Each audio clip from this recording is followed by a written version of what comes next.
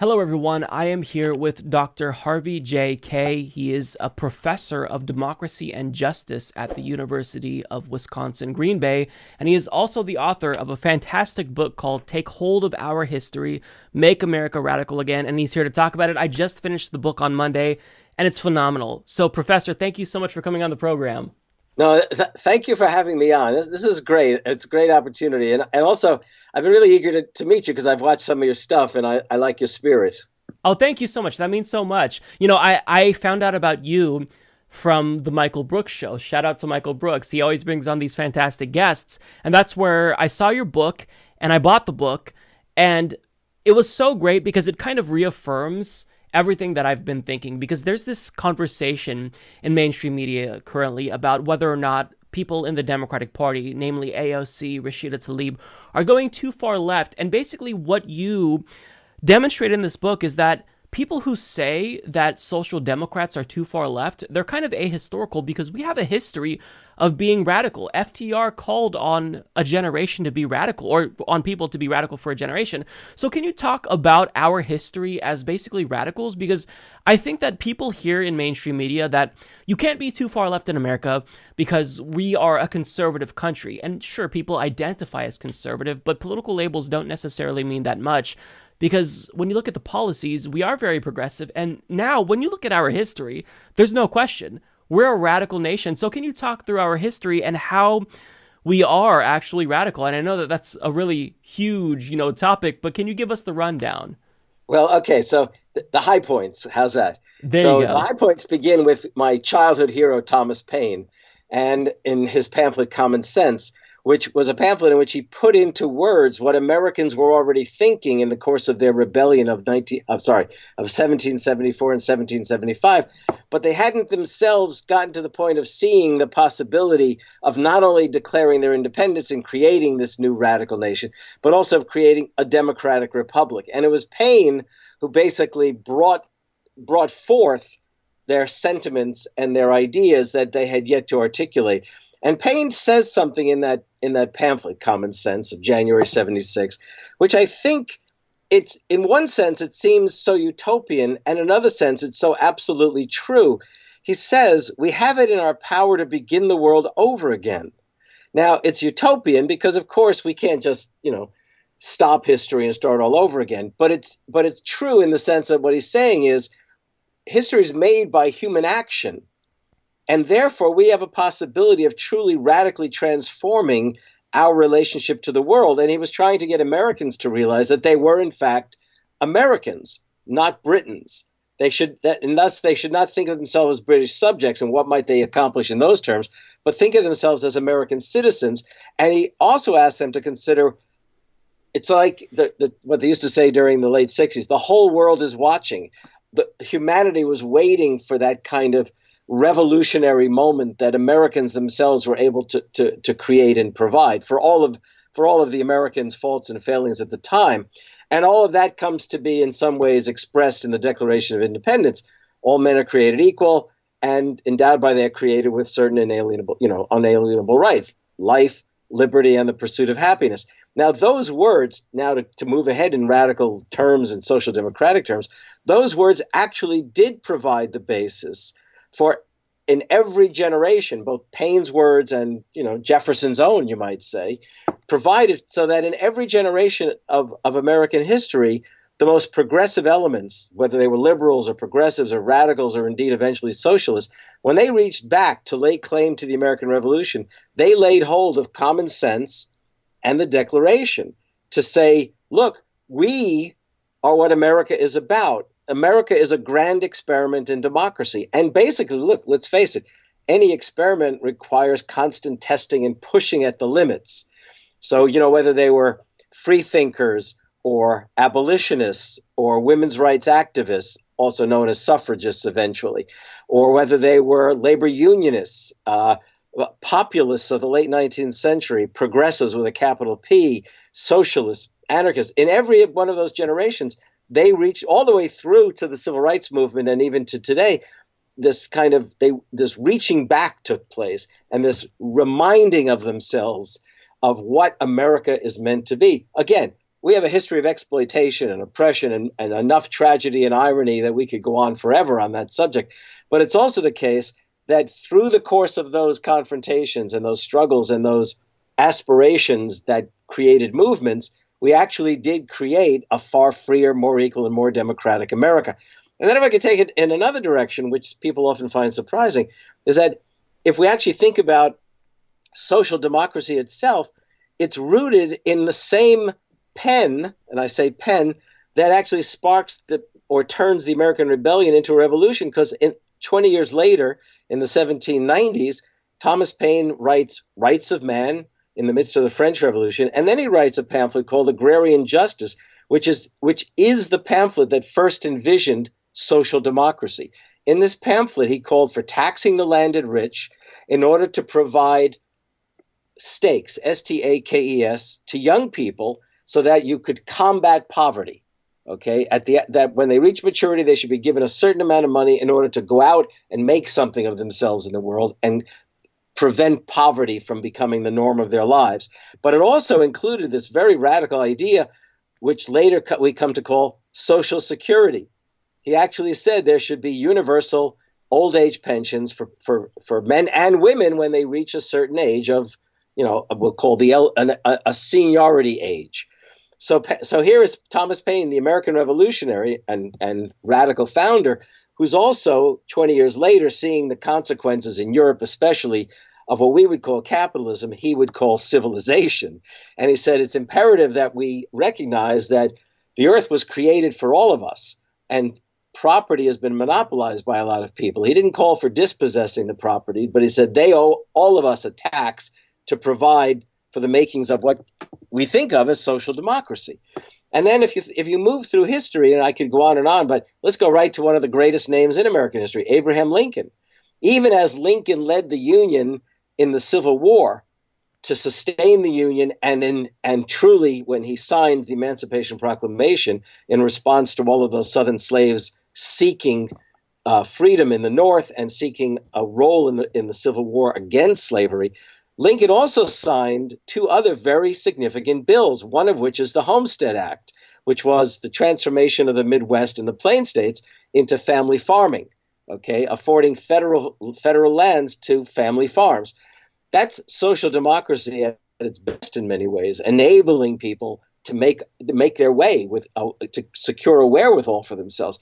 But then he also signed another social democratic bill, the Morrill Act, which was the Land Grant Act, which provided federal lands to states to create state colleges and universities. So that now in every state of the Union, there are state universities and state university systems which are rooted in the 1862 Morrill Act that Lincoln signed. So here we have the greatest president of the 19th century, some people the greatest president ever, who is known, of course, as the great emancipator, though he himself fully appreciated that there was no way that he could sign the Emancipation Proclamation had it not been for slaves rising up in the South and Northern farmers and workers in the Union Army realizing the imperative of ending slavery. Here he is advancing the idea of equality to include social democracy. And then, of course, the great social democratic president, though he never used the term, is Franklin Roosevelt. And, it's the New Deal, it's the creation of Social Security, it's the enactment of the National Labor Relations Act. I mean, over and over again, our greatest moments in American history are moments of radicalism and social democratic advance. And I love the way that you talk about that in the book, because the way that you frame it is there's no endpoint to democracy. This is an ongoing project where we're constantly trying to push the envelope, and radicalism is in our DNA as Americans. So to suggest, as we often see in the mainstream media, that actually, we're more conservative ideologically, we're not radical, we can't be too far left, that is ahistorical. And I love the way that you lay this out. Now, one narrative that I think is really interesting, just in general with regard to American politics, is there's always like a conservative will say something, right? And then all of a sudden you see 100 conservatives parroting that same thing in mainstream media, and that narrative catches on, and it has led to the left essentially losing any type of battle, political battle, ideological battle, in a way, because they're so good at, retaking back whatever narrative or reframing a narrative. And I think it's because you kind of diagnosed this problem, and I want to see if I could find that line. So this is what you say. Democratic presidents Jimmy Carter, Bill Clinton, and Barack Obama offer no real challenge to the right-wing storytelling. They are so good at storytelling. They are able to take whatever we're talking about and flip it and have that catch on. I mean, one example that stands out to me is when we were discussing the Affordable Care Act, which was right-wing healthcare reform. It was milquetoast. It was cooked up by the Heritage Foundation. We were talking about death panels all of a sudden, and the mainstream media had to, assume that that was an idea that was credible, or at least, respond to it. So can you talk a little bit about storytelling and why that's so important? Because I kind of see you doing storytelling in the sense that you're telling us about our actual history and not allowing them to capture that narrative and not let go of it. Yeah, well, there's a moment I think that's really very telling in those terms. And it's in the late 1970s when Ronald Reagan, in 76, he lost the Republican nomination to Gerald Ford. And I think a lot of people figured Reagan was out of the picture. But he makes a comeback, and he was far smarter than most people on the left appreciated. And literally the connections he was making in the course of the 60s and 70s as the leader of what we come to know as the New Right enabled him to win the nomination from the Republicans in 1980. But here's the key thing. So winning the Republican nomination was by no means a guarantee he would have won the presidency, though the chances were good given the fact that Jimmy Carter was such an abysmal president and most Americans were utterly fed up with his presidency. But here's the thing. He knew from his own early days as a liberal Democrat, an FDR and a Truman Democrat, that most working people were not going to respond to the kinds of things that he was known for having promoted back in the 60s into the 70s, like an attack on Social Security, or for that matter, ending farm subsidies. I mean, the panoply, the whole thing that FDR had put into place in the New Deal. So he completely shifts his ground in many ways and drops the sort of attacks on the New Deal legacy. He continues to sort of campaign against liberalism, undeniably. But in his acceptance speech, which is, of course, going to be watched by the vast majority of Americans, back in those days, conventions mattered even more than they do today, and people watched them to see what the political atmosphere of the day would become. And he stands before the Republican convention and shocks the hell out of conservatives, even as he's literally becoming their not just champion, but their standard holder, their flag bearer. He quotes in the course of his acceptance speech 3 figures left should have had an option on: Thomas Paine, Abraham Lincoln, and Franklin Roosevelt. He's so shocked conservatives that George Will, I believe, wrote a column almost immediately after the convention lamenting the fact that Reagan had quoted Thomas Paine, the revolutionary, as opposed to Edmund Burke, the conservative. Yeah, so they're really good conservatives in terms of, first of all, asking questions about American history, and then suppressing the story that most Americans carry with them, but appropriating, ripping off, hijacking figures and events from the past and inserting them into an utterly alien narrative that they would. I mean, who could have imagined Thomas Paine ever being quoted by a conservative? For 200 years, conservatives did everything to suppress Thomas Paine's memory. Who could have imagined the Republicans, anytime after, say, 1932, really wanting to embrace Lincoln? Because here's Lincoln, the man who brings an end to slavery, who becomes the social democrat. Well, here's the thing. What happens is that in the course of the 70s, the Democrats retreated. They retreated from the Roosevelt story and legacy. Figures like Gary Hart. I don't know if everyone will remember Gary Hart, but Gary Hart, the senator from Oregon, becomes senator from Oregon, and Jimmy Carter. These kind of figures, they turn their backs on not just the FDR legacy and the FDR tradition, they turn their backs on American working people. Seriously turn their backs on American working people. Moreover, there was they sought out the money power, as the populists might have called them. The money power, that is, they wanted to fill their coffers with the money of the rich and the corporate entities, instead of thinking about mobilizing Americans. And they felt no need to speak of the American story that would have been Thomas Paine, Lincoln, Franklin Roosevelt, but rather they sort of retreated. And what happens is, whether it was liberals inside the Democratic Party or leftists outside of it, if you look over and over again, the story that they're responding to of the conservatives leads them in a knee-jerk way to reject the American story. In other words, the left literally turned its back on its own story and its own powerful claim to America, to the United States. Now, we should never turn our back and forever forget the stories of exploitation and oppression. I mean, the struggles emerge out of those experiences. But it's also the case, if we're not going to remember the American promise of life, liberty, and the pursuit of happiness, which Lincoln readily used to advance his cause, which FDR readily used, if we're going to forget those things, then we're basically handing over American history full time to the conservatives. Now, it's all the more imperative that we not continue to do that, because Americans themselves yearn for that story. They feel it in them. You called it the American DNA. We feel it in a deep cultural memory-like way.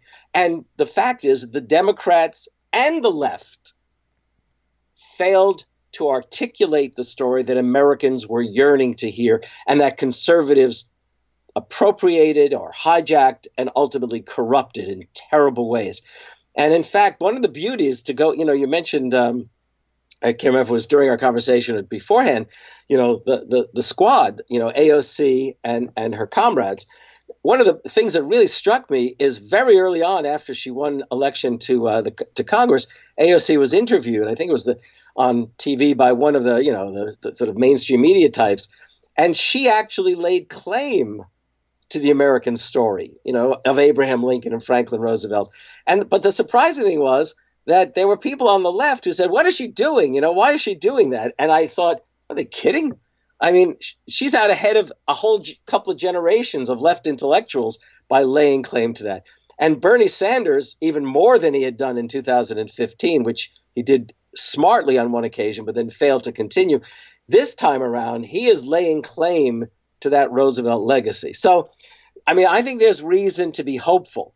But here's the thing. It isn't only that we do that in order to win an election. There's no guarantees of winning elections. But we need to cultivate the narrative that conservatives for 45 years have over and over again tried to, pervert and corrupt and tell it as a sort of God-given divine story, America, as opposed to a story of struggles from the bottom up. And so in essence, what we need to do is we have to break through the kind of nostalgia renditions of American history and remind Americans of who they are, and they want to be reminded. That's the thing. There are surveys and polls that show that. Two good examples.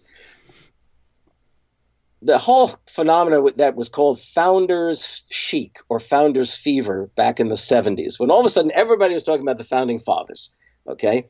Similarly, the greatest generation phenomena. Everybody was celebrating the World War II generation. The conservatives immediately glommed on to those two things as if those are conservative stories. And everyone thought, because the vast majority of Americans seemed interested in hearing those stories, that they were doing so because they were somehow fooled by the conservatives or that they themselves were conservative. What the left, and by the way, the left scorned a lot of that talk. And what they utterly failed to do is to lay claim to Thomas Paine or reclaim Thomas Paine, or for that matter, to realize the greatest generation is the generation that actually made the New Deal happen. The generation that pushed FDR to go even further towards social democracy than he himself might have gone. So it was astounding to me and frustrating as hell that when I would speak sometimes of these things, people on the left would get angry with me. Like I was some kind of nationalist. A patriot, yes. A nationalist, that's another story, okay? And I think we need to reclaim the American story, not simply for the sake of remembering them, but for the sake of remembering who we are. Yeah, and that reminds me of when you talked about basically us taking back that narrative of American exceptionalism, because now it has very negative connotations if you're a lefty. We think about I think about U.S. imperialism, U.S. supremacy, but really that wasn't necessarily always the case. It was another narrative and story, if you will, that conservatives had reclaimed. So you talked about 45 years of the Republican Party doing deregulation, austerity, shifting the tax burden from the working class or away from elites to the working class. And now I think that there is reason to be optimistic when we know about the history and basically know what to look for. Like you mentioned, Occupy popping up, the success of Bernie in 2015 and now, 2019. And even though necessarily electoral politics in and of itself might not be what catalyzes the shift, to greater democratization.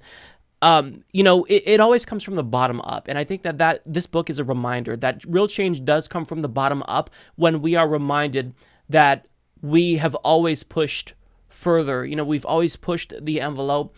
And real change never comes from the top down. It's always the bottom up. Now, one portion of this book, and we talked about this before going on, that really stood out to me that I loved because it irritated me was back in 2015, we were talking about social democracy finally, and Claire McCaskill was interviewed on MSNBC, and she kind of scoffed at this idea of Bernie Sanders being the nominee, and she said, oh, he's too liberal. Now, I love a line, like your response in this basically was, and I'm paraphrasing, well, we know that Republicans lost their mind, so now we have to worry about Democrats losing their mind too, and you made a point that social democracy is American. This is not a foreign concept. We're not talking about European democracy. We're talking about an American concept. Social democracy is American.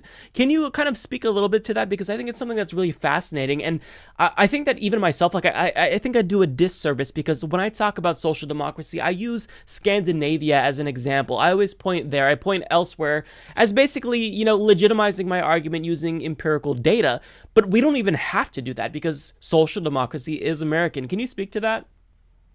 Well, as I said before, so Thomas Paine is the godfather of Social Security and social democracy, okay? This American revolutionary, that's first of all. Abraham Lincoln is in many ways the first of the sort of call it social democratic or proto-social democratic presidents. Franklin Roosevelt, the New Deal, the empowerment of labor. But here's the other thing. Let's go to something very, very basically American, which has been under siege these last 45 years, especially under siege from the right: public education. The first nation to truly create public education as a right for young people. Okay, it's not in the Constitution or the Bill of Rights, but it is in state constitutions. And we accept it as a fundamental right, the right to be educated. Well, public education is the great social democratic beginning, where you're saying we're all in this together. We need an educated citizenry, a concept that goes back to even the elite of the founding fathers who believed that in order to sustain a republic, you needed an educated, informed citizenry. So we pioneer public education, right? And then if you think about it this way: when the whole idea of a national park system, not a royal park system, as in European nations, but national parks. National parks were this late 19th century American development. They have actually originate as a concept in the Lincoln presidency, expand in the progressive era, Teddy Roosevelt, of course, but even beyond that, Franklin Roosevelt's attention to all of that. The national park system is this great social democratic idea that we can all have access for recreation and refreshment of ourselves, and that we don't have to pay for it. Okay, I mean that's social democracy. Similarly, Social Security and so on. Two things I want to point out in those terms. One, I'll jump ahead. Michael Moore did a film a few years ago, Where to Invade Next, something like that. You remember that film? It wasn't what I thought it was going to be. No, it's like, it's the idea is he goes to Europe and he checks out all of their social democratic innovations. But the point of the film wasn't Scandinavia or the continent of Europe. The point was that these were all American innovations that the Europeans adopted, and that somehow we've forgotten or we failed to advance because we've been under siege in this class war from above that Republicans have championed these last 45 years. So, okay. So here's the other thought. So Bernie Sanders, as I said before, in 2015, he actually gave a speech at Georgetown University to explain democratic socialism, which is just another term for social democracy, basically. And in that speech, what he does is he recalls Franklin Roosevelt's idea of the Economic Bill of Rights. Roosevelt himself in 1932 proposed an economic declaration of rights. In 1941, he actually called for Americans to envision and pursue four freedoms. I did a book on the fight for the four freedoms: freedom of speech, freedom of worship, freedom from want, and freedom from fear. And then in 1944, in a State of the Union message, FDR calls for the creation and enactment of an economic Bill of Rights, which is, believe me, the radical presentation of social democracy. So it never comes to fruition as he envisioned, but it is developed in terms of what was called the GI Bill of Rights, in which a whole generation of veterans, 12 million of them, literally make something of themselves with the educational and other kinds of opportunities that the GI Bill of Rights afforded, and they remake the nation, they rebuild the nation. And everybody today with any kind of historical sensibility knows of the GI Bill of Rights. But what we failed to do, and what the Democrats have failed to do, is to say, we have this story of these great social democratic innovations. So what I would imagine is, as Bernie has begun to do more effectively, is that the Democrats, if you're not a social democrat, you can't be a Democrat. Claire McCaskill had the audacity to say that, well, in 2015, we have these extremists, Donald Trump and Bernie Sanders. And I thought to myself, how dare she? How dare she? It's like she was a Republican, not a Democrat, right? How dare she utterly reject the greatest moments of the capital D and small d Democratic story? The struggles of the New Deal years, which were both top down and bottom up, the advancements that even took place during World War II, and then think about the 1960s. I mean, for all, he was a Southern Democrat, LBJ, but he was an old FDR Democrat. And Medicare, Medicaid, the Civil Rights and Voting Rights Acts, of course, the Environmental Protection Agency, the Occupational Safety and Health Administration, consumer rights, all of these developments of the 60s, which were, if you like, the advancement of the social democratic ideal that FDR had truly put on the agenda. And this pseudo-democrat, Claire McCaskill, says Bernie's an extremist. And that's when I said, yeah, the Democrats must be losing their minds. They clearly lost their memories, their amnesiacs.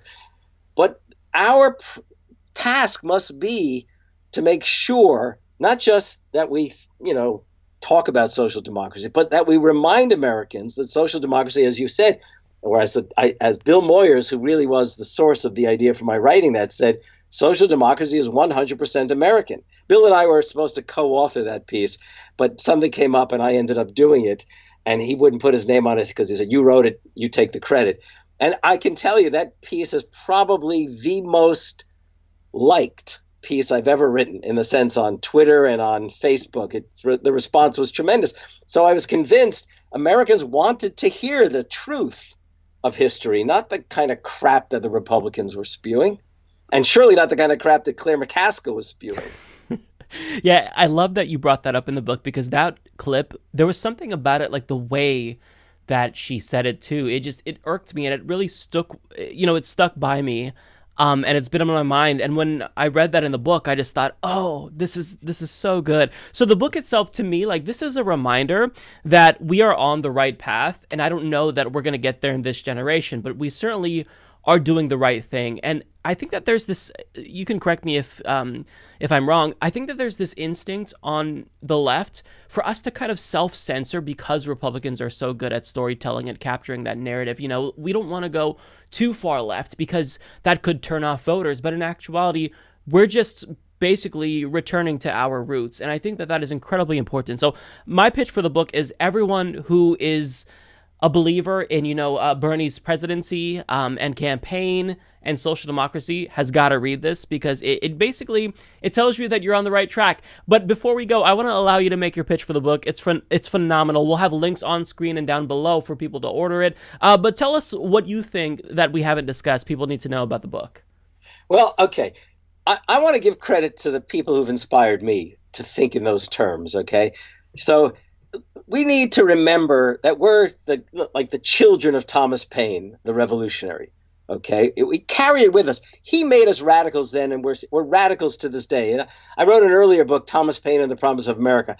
But this book, okay, so that was one. Then I wrote this book titled The Fight for the Four Freedoms about FDR and the Greatest Generation. And those books are highly political as much as they're historical. But this book, if I can then hold it up again myself, this Take Hold of Our History, Make America Radical Again.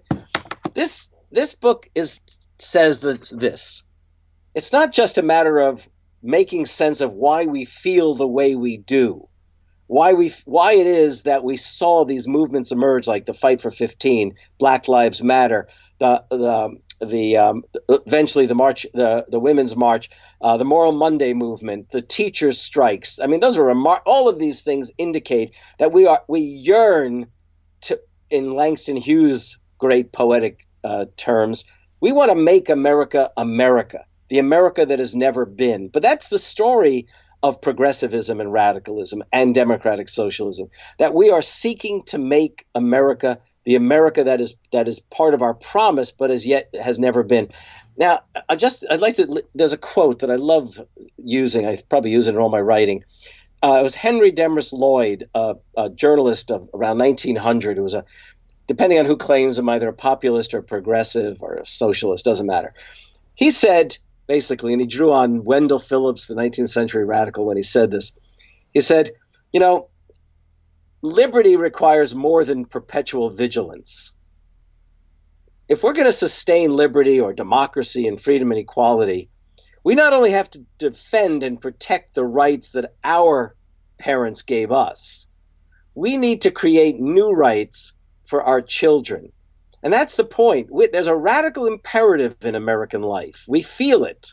We don't always act upon it. But what that imperative is trying to tell us is, if you believe in democracy, then you don't simply defend democracy.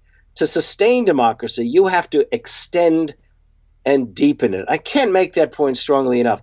And the best evidence of that is that when Americans have been in the face of mortal crises, the 1770s, the 1860s, the 1930s, the 1940s, maybe even the 1960s in the Cold War, what we've found is that the only way, whether we liked it or not, in fact, the only way to confront and transcend the crisis and our enemies, whether they were foreign or domestic, was to make America radical, create a democratic republic, end slavery, empower working people, and civil rights and voting rights, and enabling people to transcend the poverty of their lives.